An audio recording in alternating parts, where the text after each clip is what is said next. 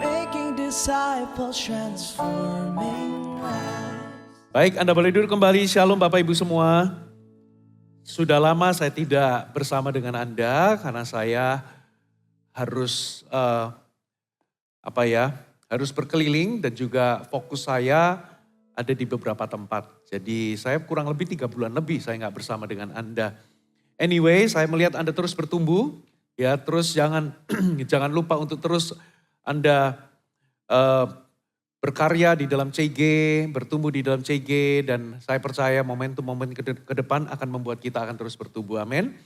Sepanjang hari ini saya khotbah tentang pesan Yesus kepada 7 gereja lokal di kitab Wahyu. Ini adalah wahyu yang diterima oleh Yohanes kepada 7 gereja. Ini bukan sekedar gereja yang simbolis, tapi ini gereja yang real. Ada gembala dan jemaatnya. Dan pesan Yesus ini kekal, ini juga relevan buat orang Kristen atau gereja Tuhan di masa kini. Ada penekanan-penekanan, saudara, di tiap-tiap suratnya. Saya percaya semua orang Kristen, kita semua, apalagi jemaat, Anda harus betul-betul buka hati untuk mendengarkan apa sih yang Tuhan paling inginkan. Apa pesan Tuhan kepada gerejanya. Saudara, di ibadah pertama saya bicara mengenai gereja Efesus. Yesus memuji, tapi juga Yesus mencela. Tapi di gereja Smyrna, Yesus hanya memberikan pujian. Sementara ada gereja yang sama sekali nggak dipuji. Saudara, cuman teguran tok. Berarti kalau itu sebuah pujian, Anda perlu teladani apa yang dipuji oleh Yesus. Tapi kalau ada teguran, Anda perlu waspadai. Saudara, dari 7 gereja ini ada yang cuman dipuji saja, nggak ditegur. Ada yang dipuji dan juga ditegur. Tapi ada gereja yang ditegur nggak ada dipuji sama sekali. Dari 7 ini kita perlu lengkap dengarkan karena itu pesan Yesus Kristus untuk kita. Itulah inti dari kerohanian kita. Apa yang sebetulnya Tuhan itu cari. Di gereja Efesus Tuhan memberikan sebuah penekanan. Jangan sampai hati kita bergeser. Lalu kita menjadi agamawi. Saudara, karena kita kehilangan kehausan dan kelaparan. Kehilangan kerinduan atau cinta yang menyala. Di ibadah kedua, saudara, itu bicara mengenai apa yang Tuhan mau kerjakan sebetulnya dalam kehidupan kita. Ketika justru di tengah penderitaan. Apa yang paling mulia? Itu namanya karakter ilahi. Nah di ibadah ketiga ini, kita akan belajar di gereja Pergamus. Gereja Pergamus ini terkenal menjadi gereja yang dikatakan gereja yang kompromi. Gereja yang punya doktrin atau ajaran kompromi. Saudara, ternyata Tuhan itu berperkara serius kepada gereja ini. Menjadi cerminan bahwa Tuhan itu juga berperkara serius tentang hal ini dalam kehidupan masing-masing orang Kristen. Kehidupan kita. Kita baca dulu ayatnya Wahyu pasal 2. Kita baca ayat 12 sampai ayat yang ke-17. Dan tuliskanlah kepada malaikat jemaat di Pergamus, inilah firman Dia yang memakai pedang yang tajam dan bermata 2. Aku tahu di mana engkau diam, yaitu di sana, di tempat tahta iblis. Dan engkau berpegang kepada namaku dan engkau tidak menyangkal imanmu kepadaku, juga tidak pada zaman Antipas, saksiku yang setia kepadaku yang dibunuh di hadapan kamu, di mana iblis diam. Tetapi aku mempunyai beberapa keberatan terhadap engkau. Di antaramu ada beberapa orang yang menganut ajaran Bileam, yang memberi nasihat kepada Balak untuk menyesatkan orang Israel, supaya mereka makan persembahan berhala dan berbuat zina. Demikian juga ada padamu orang-orang yang berpegang pada ajaran pengikut Nikolaus. Sebab itu bertobatlah. Jika tidak demikian, aku akan segera datang kepadamu dan aku akan memerangi mereka dengan pedang di mulutku ini. Siapa bertelinga, hendaklah ia mendengarkan apa yang dikatakan Roh kepada jemaat-jemaat. Barang siapa menang, kepadanya akan kuberikan dari mana yang tersembunyi. Dan aku akan mengaruniakan kepadanya batu putih, yang di atasnya tertulis nama baru, yang tidak diketahui oleh siapapun selain oleh yang menerimanya. Kota Pergamus itu kota besar dan mengesankan pada abad pertama. Letaknya itu di bagian barat Asia Kecil yang sekarang ini adalah Turki, saudara. Dikenal sebagai kota kerajaan, pusat administrasi, kota dengan ekonomi yang baik, termasuk itu kota yang penting untuk budaya dan politik pada zaman itu. Dibangun di lereng bukit dengan arsitektur yang sangat megah, ya, di mana di situ terdapat altar Zeus yang besar menjulang, saudara. Yang altar Zeus dengan amfiteaternya, saudara. Jadi kota ini ada altar Zeus yang besar dan amfiteater yang begitu luar biasa. Punya perpustakaan terbesar, kedua di dunia kuno, saudara, pada zaman itu. Setelah Mesir, Alexandria, terkenal sebagai pusat pembelajaran, inovasi medis. Tapi sayangnya ini juga kota penuh dengan penyembahan berhala, saudara. Nah, saudara, masyarakatnya religius, tapi beragam agamanya. Nah, kalau Anda baca dalam setiap surat, Bapak Ibu, ada beberapa kesamaan. Saya jelaskan dulu kesamaannya. Selalu dimulai dengan kepada siapa surat ini ditulis, yaitu kepada malaikat jemaat di, kalau itu Efesus ya Efesus, Smyrna, dan seterusnya. Siapakah malaikat jemaat ini? Di sini, ini adalah surat ini ditujukan supaya bisa dibacakan untuk seluruh jemaat. Jadi ini ditujukan kepada para pemimpin gereja setempat. Lalu setelah itu, Yesus akan mewahyukan dirinya. Inilah firman Dia. Kalau di Efesus, dia memperkenalkan dirinya sebagai akulah yang memegang ketujuh bintang dan yang berjalan di tengah-tengah kaki Dian. Artinya apa? Yesus memegang para pemimpin gereja dan Yesus itu berjalan di tengah-tengah gereja. Dia menilai setiap gerak-gerik, setiap motivasi hati. Makanya gereja Efesus itu dipuji kesetiaan ketekunannya. Saudara, artinya apa? Tuhan itu tidak tutup mata untuk setiap pengorbanan, pekerjaan, jerih payah kita. Katakan amin. Tapi ternyata hati mereka bergeser.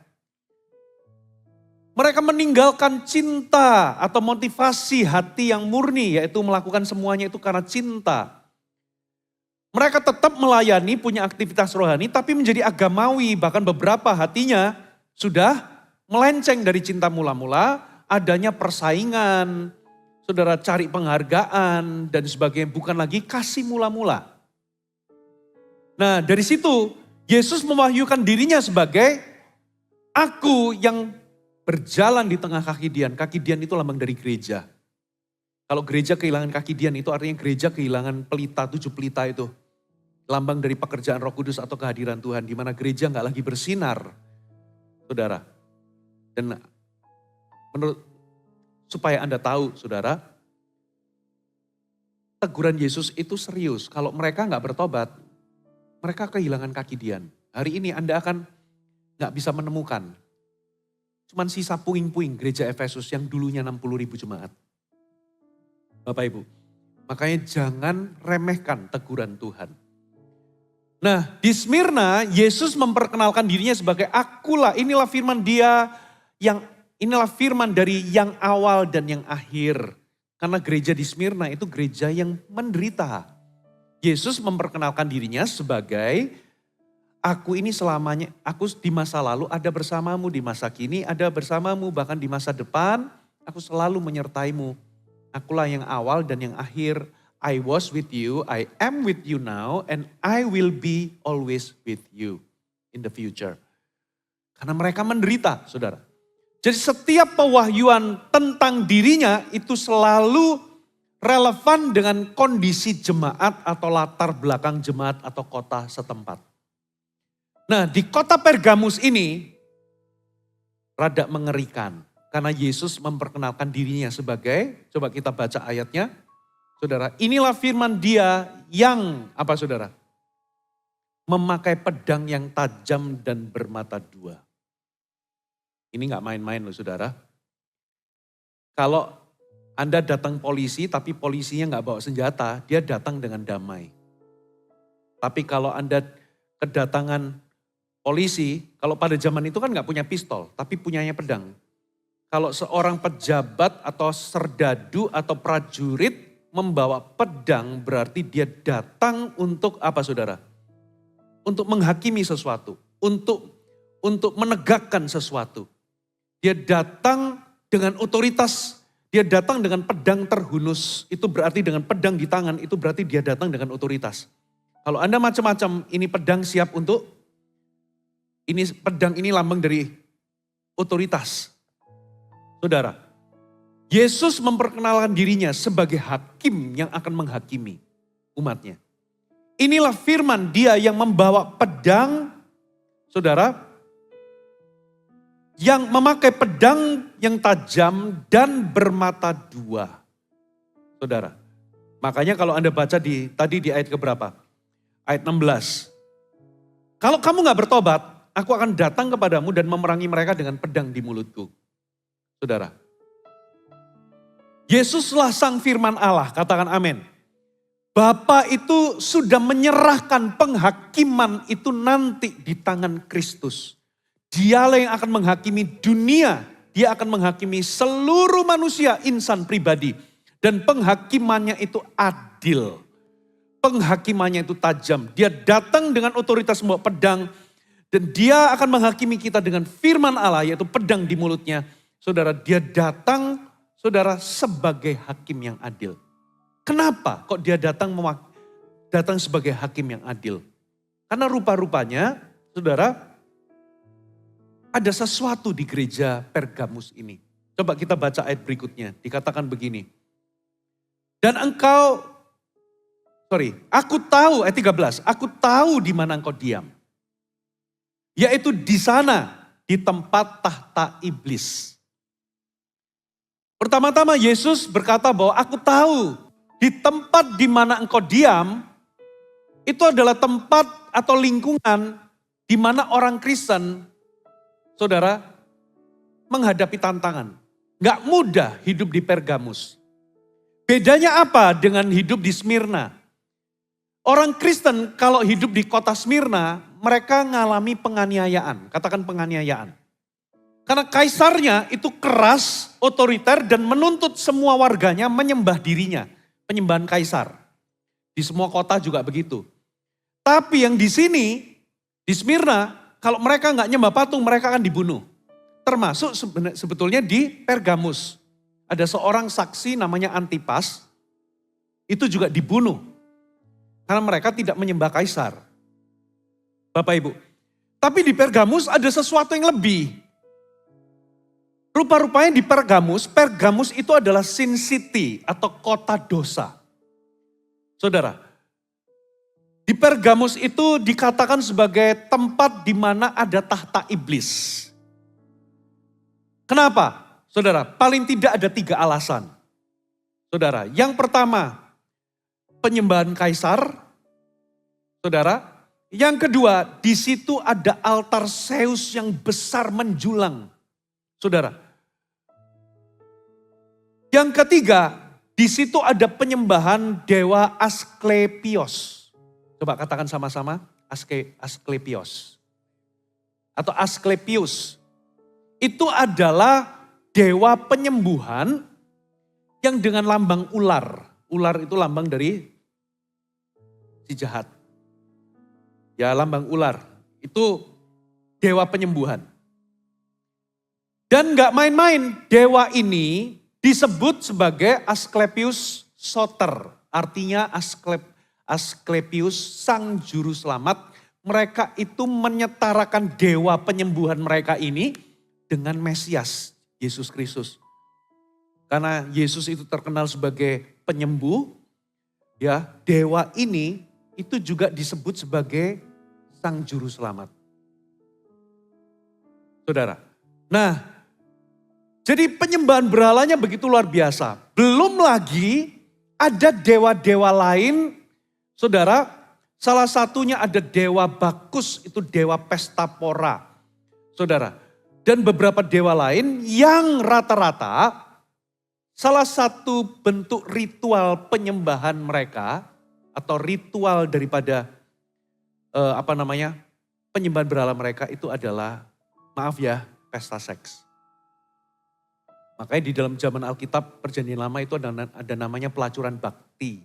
Khususnya mereka yang menyembah Baal atau Baal Peor, saudara. Nah, gereja di zaman itu selain ada aniaya, tapi mereka itu tinggal di kota yang penuh dengan godaan, penuh dengan dosa, saudara. Bukan hanya penyembahan berhala saja, tapi juga gaya hidupnya, karena bagian daripada penyembahan berhala itu ada gaya hidup perjinahan atau gaya hidup bebas yang begitu vulgar di situ. Makanya jadi orang Kristen pada zaman itu tinggal di Pergamus itu nggak mudah untuk mempertahankan iman. Dari sisi penganiayaan, kalau mereka nggak mau sembah patung, mereka juga bisa dianiaya, didiskriminasi. Tapi dari sisi gaya hidup, saudara, mereka harus bertempur dengan godaan dosa. Gak mudah, makanya tinggal di sana. Tapi Tuhan memuji, di sisi untuk mereka itu bertekun dalam iman, mereka itu setia, bahkan pada zaman Antipas, seorang martir yang dibunuh, mereka tetap setia. Namun, saudara, di sisi godaan dosa, Tuhan punya keberatan. Katakan keberatan. Apa keberatannya? Saudara, paling tidak ada 3. Dan ini mewakili pesan Tuhan untuk kita. Jangan kompromi dengan 3 hal ini. Saudara, saya langsung aja masuk ke poin pertama.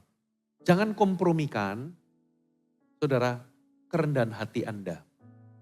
Katakan kerendahan hati. Maksudnya bagaimana? Coba lihat kalimat pertamanya dikatakan begini. Aku tahu di mana engkau diam, yaitu di sana. Di tempat apa saudara? Tahta iblis.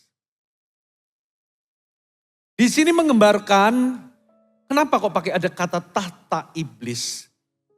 Di sini menggambarkan tentang, saudara, dosa pertama daripada iblis.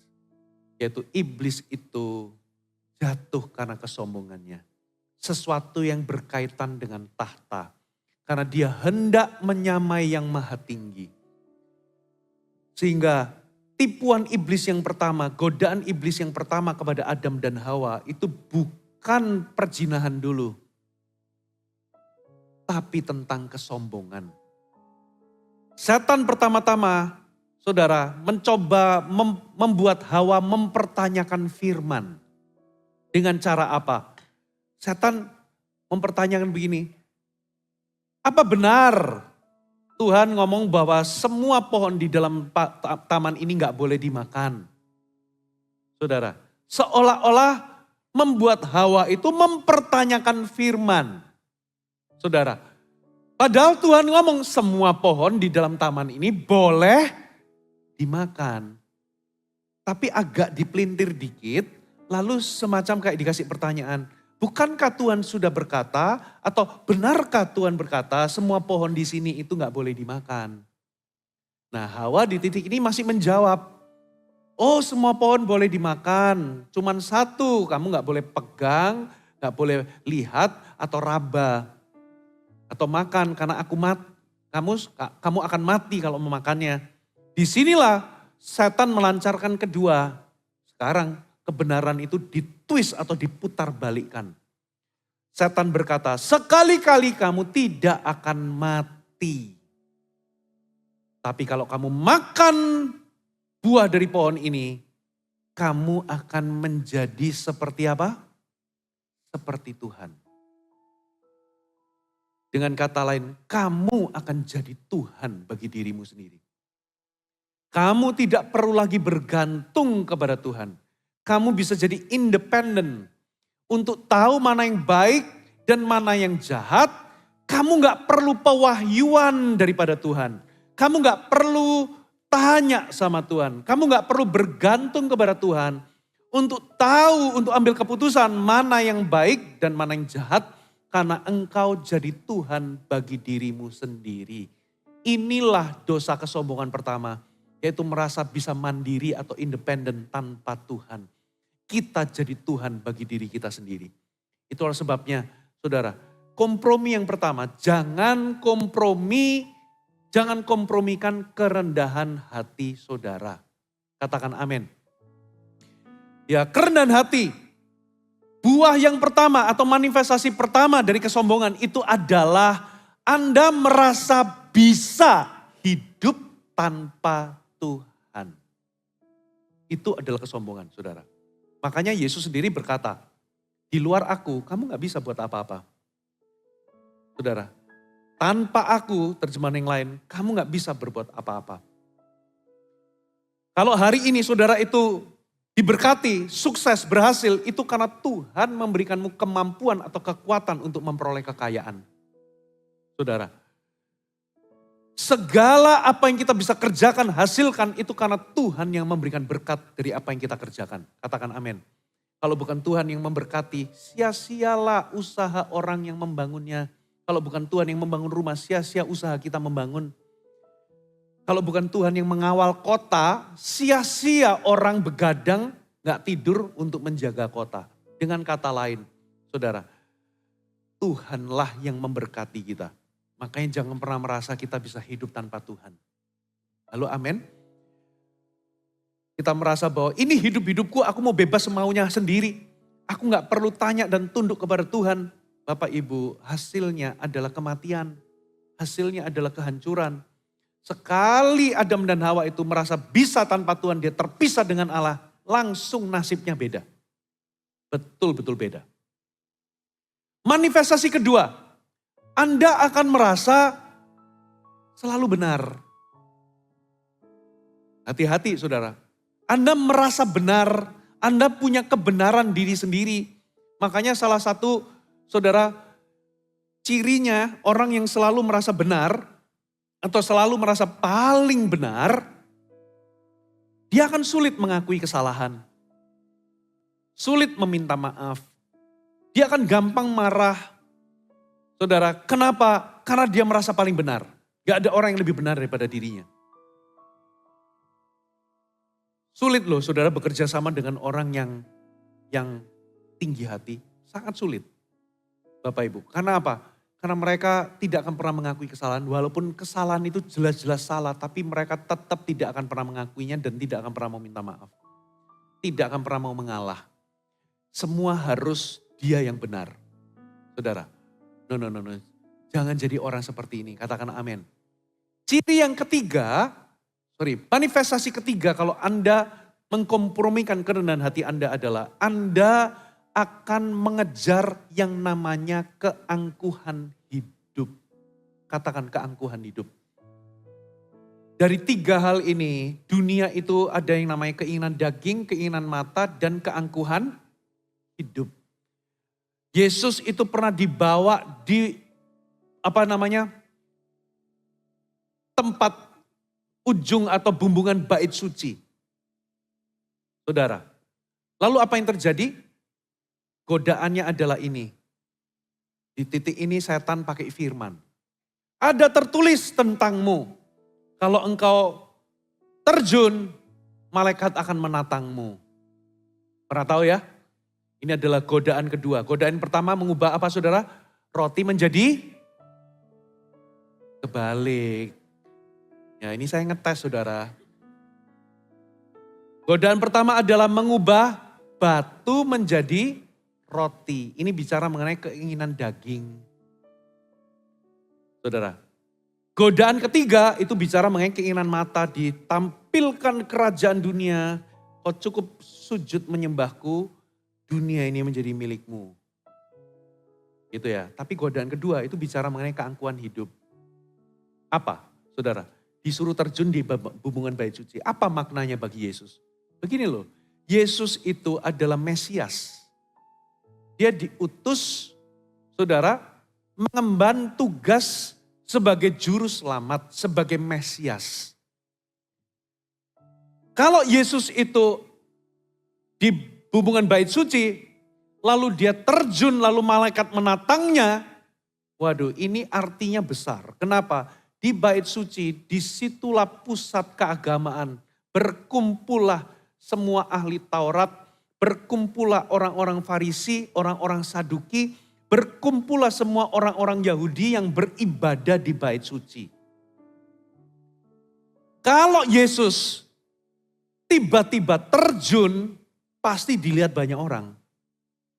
Lalu terjun, tiba-tiba ada malaikat, tiba-tiba landingnya itu kayak David Copperfield itu.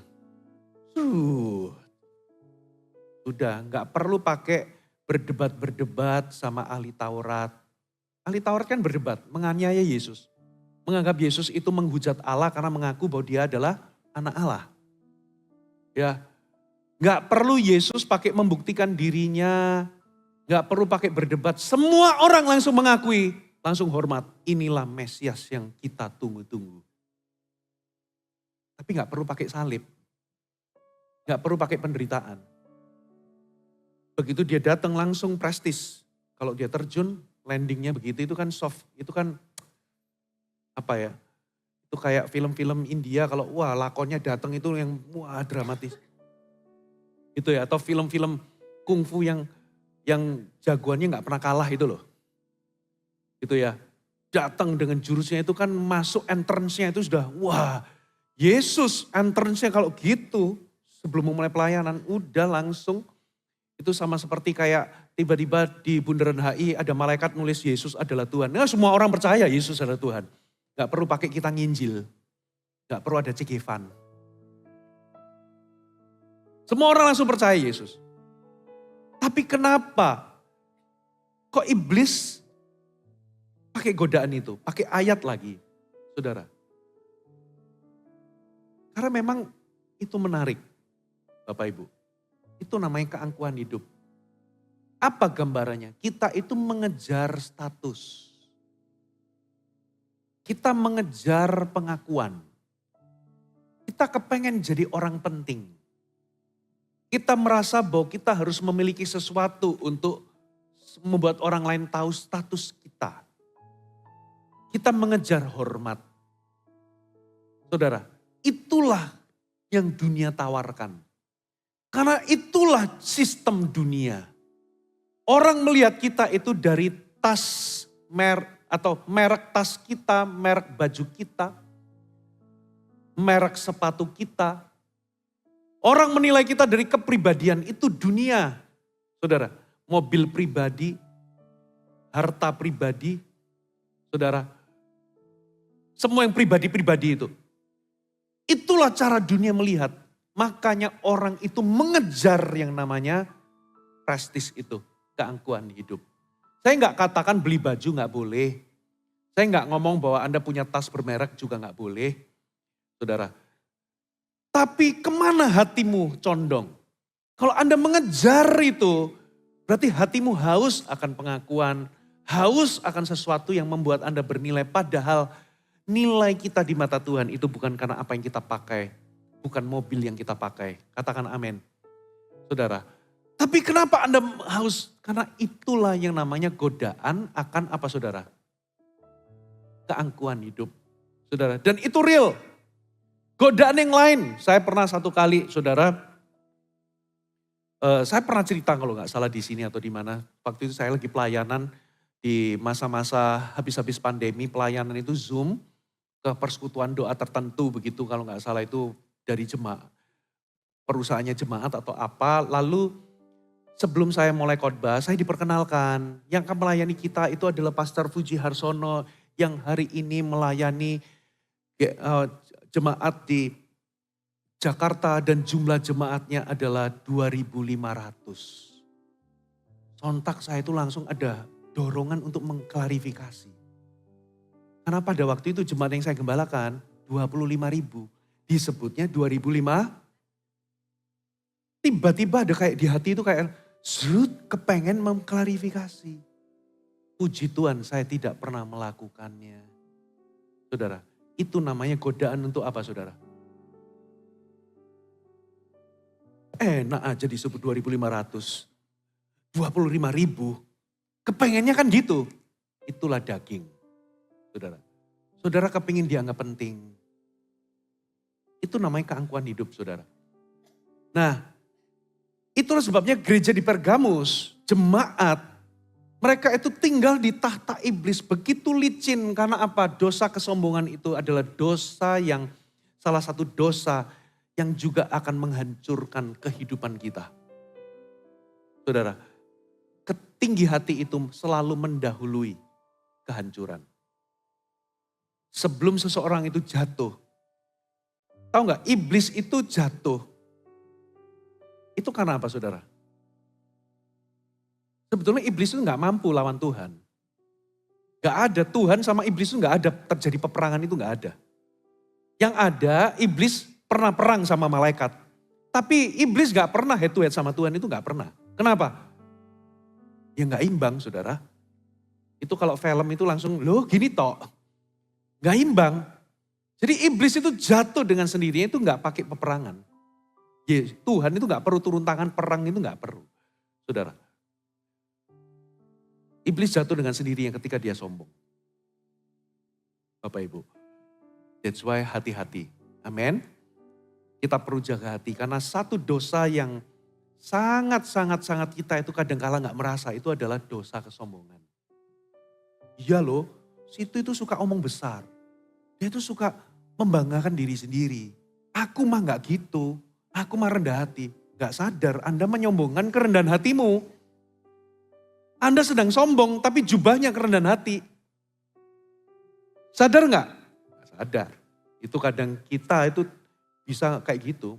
Itu tinggi hati. Saya emang nggak kayak gitu orangnya. Loh, sudah sombong Anda. Anda menyombongkan diri di atas Monas. Merendahkan diri di atas Monas. Saudara, kelihatannya rendah hati tapi di atas Monas. Saudara. Yang kedua, saudara. Jangan kompromikan, coba munculkan, penyerahan hidup Anda kepada Yesus. Sebagai apa, saudara? Tuhan. Katakan sebagai Tuhan. Coba kita baca ayatnya ya. Kita baca ayatnya. Kita baca di ayat yang ke-14. Tetapi aku mempunyai beberapa keberatan terhadap engkau. Di antaramu ada beberapa orang yang menganut ajaran Bileam yang memberi nasihat kepada Balak untuk menyesatkan orang Israel supaya mereka makan persembahan berhala dan berbuat zina. Saudara, siapakah Bileam? Di dalam perjanjian baru itu disebutkan eskalasi tentang Bileam. Anda gak perlu buka ayatnya, saya baca aja. Anda percaya aja. Gitu ya. Yang pertama itu di 1 Petrus 2 ayat 15. Dikatakan begini. 2 Petrus 2 ayat 15. Di sini ada kata-kata jalan Bileam. Karena mereka telah meninggalkan jalan yang benar, maka tersesatlah mereka lalu mengikuti apa, saudara? Jalan Bileam. Maksudnya apa? Gini ceritanya. Satu kali datang Balak, Raja Moab. Saudara, ketakutan karena Israel itu mengalahkan banyak musuh. Nah, Bileam pada waktu itu dianggap sebagai nabi, juga dianggap sebagai dukun pada zaman itu. Dan punya reputasi, apapun yang dikatakan oleh Bileam, itu selalu terjadi. Jadi Balak ini datang kepada Bileam membawa banyak pemberian.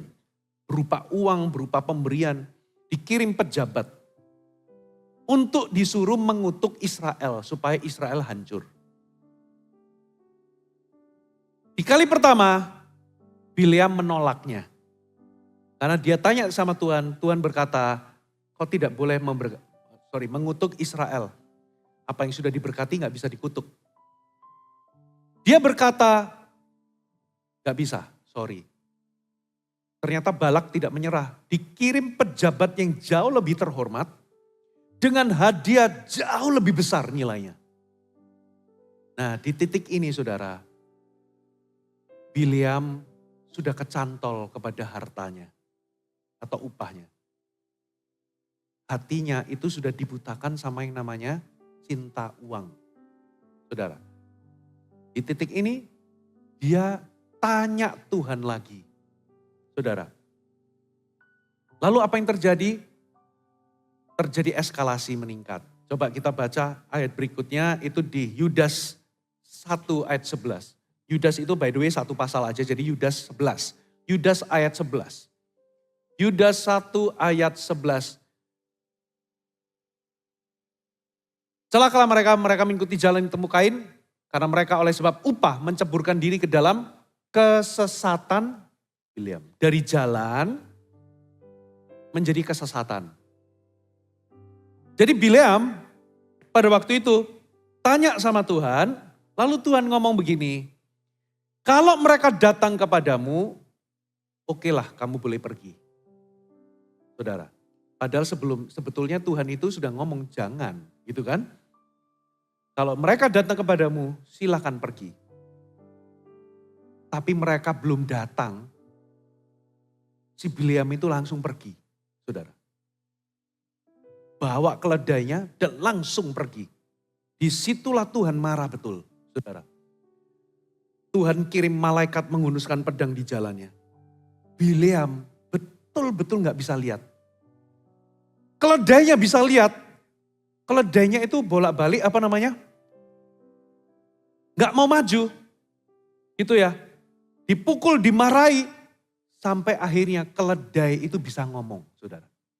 Dari sini Anda bisa tahu, saudara, yang jauh lebih profetik itu keledainya. Dia bisa lihat malaikat, yang kedua dia bisa menyampaikan firman Allah. Saudara, itu menandakan bahwa kalau hati sudah dikuasai cinta uang, hati kita itu bisa menipu diri kita sendiri.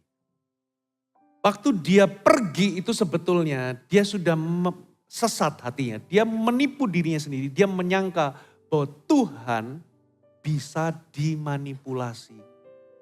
Dia pergi, saudara, dengan harapan mungkin Tuhan itu akan berubah pikiran.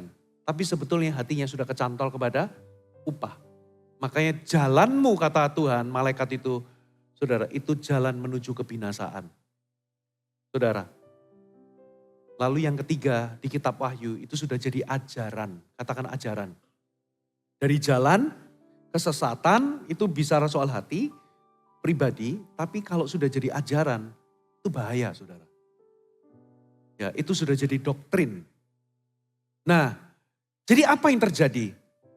Jadi begini, singkat cerita ya, Bileam itu kan pergi di sudut gunung yang satu ke sudut gunung yang lain. Tuhan terus berkata tidak, sampai akhirnya Balak itu kecewa, marah sama Bileam. Tuhan itu mencegahmu untuk dapat upah. Tapi akhirnya disitulah Bileam berkata, membisiki Balak untuk supaya apa? Kita pakai siasat yang lain. Suruh perempuan-perempuan Moab menggoda orang Israel. Nanti kalau mereka itu bersetubuh, karena apa? Saudara, ritual penyembahan berhala orang Moab itu salah satunya itu berupa pelacuran bakti. Jadi mereka itu akan bersetubuh sebagai bentuk salah satu ritual berhala mereka. Mereka juga makan makanan persembahan berhala. Saudara, singkat cerita, Bileam ngomong dari sisi orang Israel. Bileam itu berkata begini, kamu itu bangsa pilihan, kamu gak bisa dikutuk. Sehingga apapun yang kamu lakukan, karena kamu sudah diberkati, kamu tidak akan dihakimi oleh Tuhan. Karena kamu itu bangsa pilihan. Singkat cerita, orang Israel akhirnya makan persembahan berhala. Mereka bersetubuh dengan orang-orang Moab. Disitulah Tuhan marah. Tuhan kirimkan tulah, ada semacam kayak penyakit. 24.000 orang mati.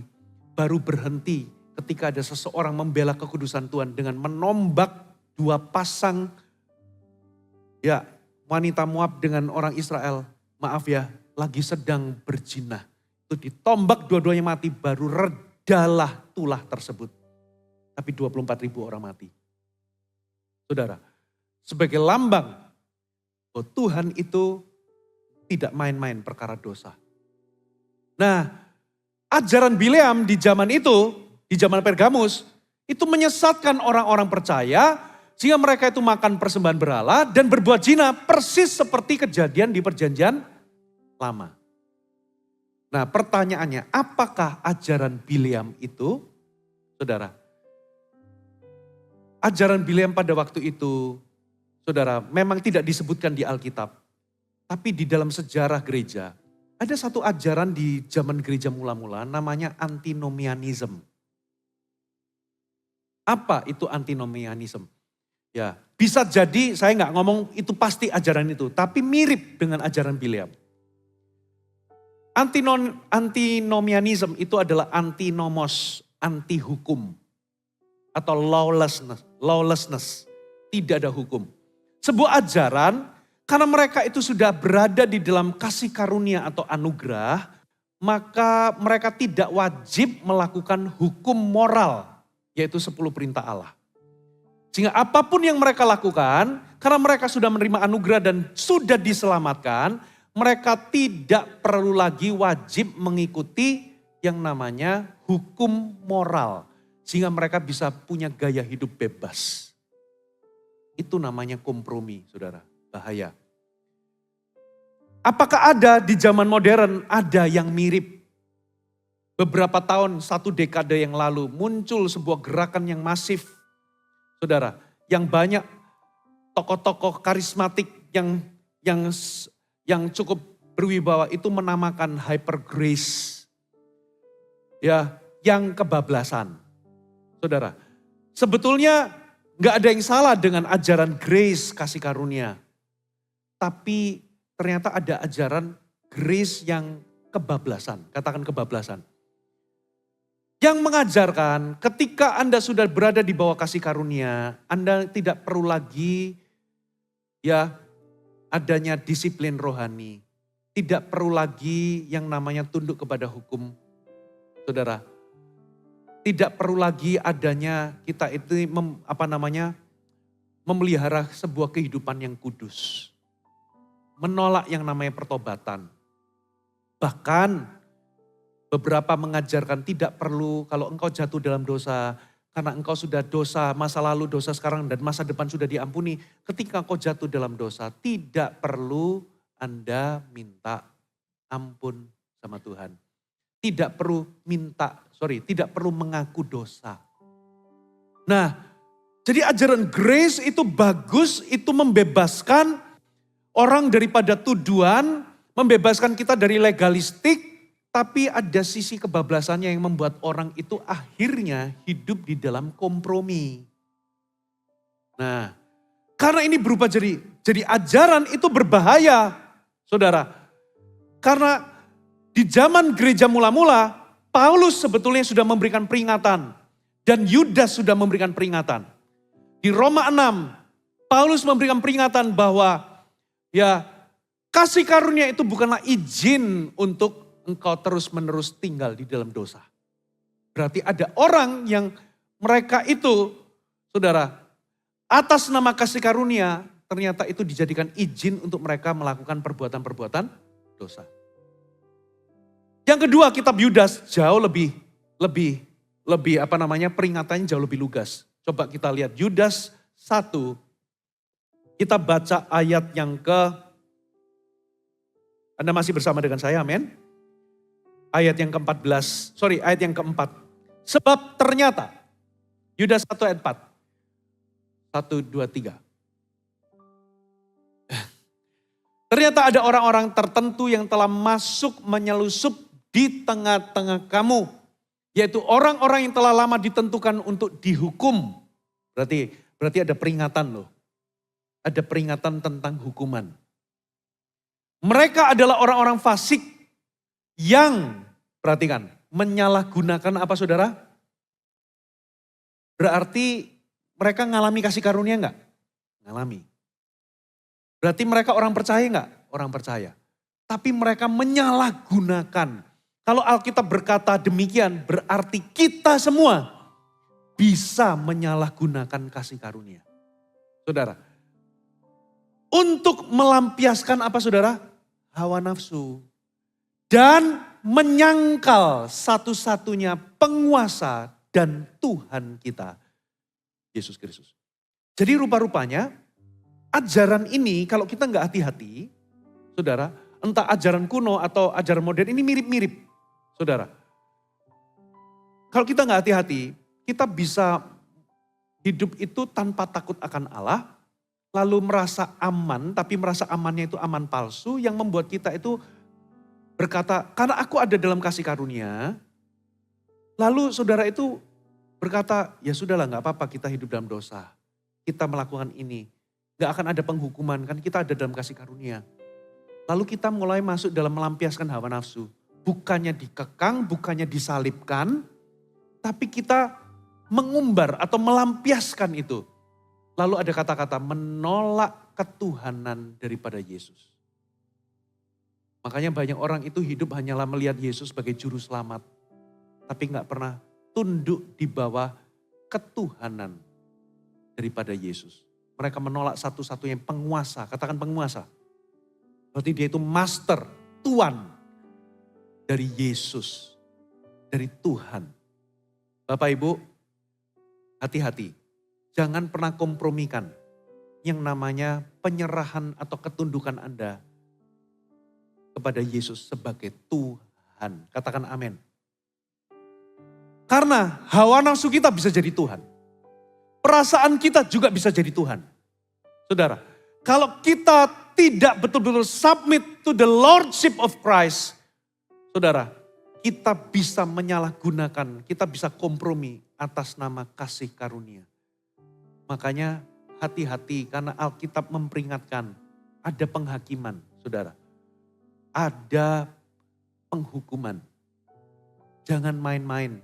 Sekalipun kita ini ada dalam kasih karunia, di dalam Kristus gak ada lagi tuduhan, katakan amin. Di dalam Kristus gak ada lagi dakwaan. Saudara, jangan terus Anda merasa bersalah terus. Tapi jangan gunakan ini, saudara, kebebasan kita di dalam Kristus. Kasih karunia yang berlimpah-limpah itu justru untuk Anda bebas untuk hidup dalam dosa. Itulah ajaran Bileam. Yang ketiga, saya tutup dengan ini, waktu saya hampir habis. Poin ketiga, coba kita baca ayat berikutnya, dikatakan apa saudara? Yang ketiga, ayat yang ke-19. Demikian juga ada padamu orang-orang yang berpegang kepada ajaran pengikut Nikolaus. Yang ini saya secara khusus akan tulis, jangan kompromikan kesucian atau kekudusan atau kemurnian seksual Anda. Ya, saya benar-benar pertajam di area itu. Nah, di situ ada ajaran Nikolaus, katakan Nikolaus. Nah, apa bedanya sama ajaran Bileam? Mirip, saudara. Cuman bedanya ajaran Nikolaus, siapakah Nikolaus? Beberapa penafsir menduga ini adalah salah satu diaken yang diangkat pada zaman Kisah Rasul. Ada 7 diaken. Ketika rasul-rasul itu kewalahan melayani pelayanan meja, janda-janda itu gak terlayani, diangkatlah 7 diaken. Nah, salah satu diaken yang dari Antioquia itu namanya Nikolaus. Rupa-rupanya dia menyimpang dari iman. Ada ajaran sesat. Ajarannya itu dipengaruhi ajaran gnostik. Katakan gnostik. Yang menyatakan bahwa keselamatan itu urusan roh. Sementara apapun yang kamu lakukan dengan tubuh fisik ini gak akan mempengaruhi rohmu. Jadi kamu bisa bebas makan-makan persembahan berhala. Kamu bisa bebas ikut kalau di Tiatira. Orang Kristen kalau mau berdagang harus ikut di dalam paguyupan. Serikat dagangnya. Nah, kalau ikut dalam serikat dagangnya, Anda mau nggak mau harus mengikuti ritual mereka. Salah satu ritualnya itu makan persembahan berhala dan pesta seks. Nah, ajaran Nikolaus ini memberikan apa saudara? Memberikan hawa segar bagi orang-orang Kristen untuk mereka bisa berdagang dengan cara apa? Mereka makan persembahan berhala dan mereka berzina. Karena apa? Karena apa yang kamu lakukan dengan tubuhmu gak akan mempengaruhi rohmu. Saudara, nah ajaran ini juga menyesatkan. Saudara, ajaran ini menyesatkan. jelas mempengaruhi roh. Kalau Anda hidup dalam dosa, saudara, pasti terjadi kematian rohani. Pasti. Pasti something happen dengan kerohanian Anda. Pasti terjadi sesuatu. Makanya, saudara, hati-hati. Jangan kompromikan. Nah, perhatikan saya. Hidup di zaman dulu dengan di zaman sekarang godaannya sama. Cuman bedanya zaman dulu gak ada teknologi. Tapi zaman dulu, maaf ya, sesuatu yang vulgar itu malah dinilai seni. Makanya mereka itu bahkan salah satu ritualnya itu adalah ketelanjangan bahkan perzinahan. Jadi hidup kudus di zaman itu gak mudah sama seperti hidup di zaman sekarang. Di zaman sekarang mungkin karena negara-negara punya law, tapi Anda punya teknologi. Kalau zaman dulu mereka mau berbuat zina, mereka harus pergi ke kuil. Zaman sekarang kalau mau berbuat zina, cukup handphone. Anda bisa booking orang lewat handphone. Anda bisa nonton konten-konten vulgar lewat handphone. Saudara, bahkan perselingkuhan juga terjadi gara-gara ada sosial media. Dari awalnya reunian, makan siang, sharing-sharing, jadi sharong-sharong. Saudara, semua terjadi. Makanya di zaman dulu dan zaman sekarang sama-sama. Saudara, kenapa perzinahan bahkan perselingkuhan meningkat? Yang pertama, saudara, karena teknologi meningkat. Yang kedua, saudara, karena gaya hidup atau budaya pacaran karena coba-coba. Bahkan ada yang bangga, saya dulu pacaran 16 kali, bangga loh saudara. Kalau Anda pacaran 16 kali berarti Anda sudah terlatih untuk putus 16 kali.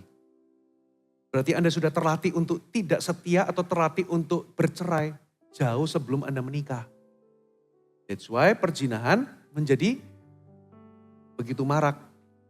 Yang ketiga, apa saudara? Terjadinya pertumbuhannya sense of entitlement. Dunia modern, orang modern itu sekarang itu merasa entitlement merasa entitled untuk bahagia. Sehingga kalau istri merasa kebutuhannya tidak terpenuhi, maka dia merasa berhak untuk mencari di luar. Kalau suami merasa kebutuhannya tidak dipenuhi, maka dia merasa berhak untuk mendapatkan hiburan atau entertainment. Itulah sebabnya mereka mencarinya di luar. Kalau di dalam aku gak dapat, aku cari di luar. Itulah gaya hidup, a growing sense of entitlement. Membuat dosa semakin menjadi-jadi. Membuat orang itu jadi, ya makanya di GMS Pemuridan kita itu, kalau bisa Anda itu pacaran sekali untuk menikah. Halo amin. Dan kalau bisa your first kiss itu your wedding kiss. Halo amin. Kalau sudah terlanjur gimana? Bertobat. Dan lanjut dalam kasih karunia. Tapi kalau belum, jangan, kalau bisa Anda standarnya tinggi. Karena dunia sekarang, saudara, sudah tambah menjadi-jadi. Apa yang dulu itu kita anggap gak lazim, sekarang lazim. Bahkan yang konslet itu bukan laki dengan perempuan. Laki-laki juga sama laki-laki. Saudara, dulu, zaman dulu 10 tahun, 11 tahun yang lalu, cowok dengan cowok gandengan, langsung kita itu gak lazim. Saudara, zaman sekarang di tempat umum cowok dengan cowok rayu-rayuan, mesra, itu jadi biasa. Betul atau betul? Bahkan di beberapa negara sudah pernikahan. Saudara, jadi ambil anak, ya anak kecil lihat papa dan mama sama-sama gendernya itu sudah biasa. Terjadi kebingungan gender di mana-mana. Saudara, dunia ini semakin gelap. Bapak Ibu, Anda harus pegang, jangan kompromikan kemurnian Anda. Katakan amin. Jangan kompromikan. Itulah pesan Tuhan untuk gereja di akhir zaman. Untuk kita berjalan tidak kompromi di dalam kekudusan. Mari kita bagi diri sama-sama.